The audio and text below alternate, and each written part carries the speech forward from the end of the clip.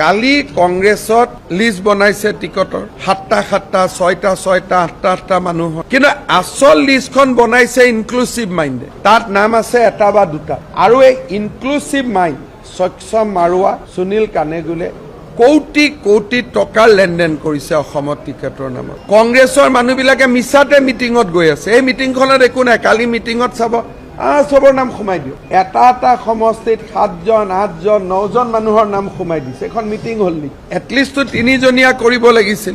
ৰাতি যেতিয়া মই সুধিলো যে মইতো কংগ্ৰেছত আছিলো, এনেকেতো মিটিং নহয়, তেতিয়া ক'লে যে দাদা আসল লিষ্টখনটো ইনক্লুসিভ মাইণ্ডে বনাই দিছে। তাত আছে এটা নাম, কৰবাত দুটা, কৰবাত 3টা, আৰু মাইনৰিটি সিটবিলাকত কোটি কোটি টকা লেনদেন হ'ল। আৰু কোনে লেনদেন কৰিছে? Inclusive mind. কিবা বোলে হাৰ্ভাৰ্ডত পঢ়ি আহিছিলে, এজনৰ নাম সক্ষম মাৰুৱা, এজনৰ নাম সুনীল কানেগুলে। অসমত আমি শিকাম যে হাৰ্ভাৰ্ডতকৈ কটন কলেজ ওপৰত।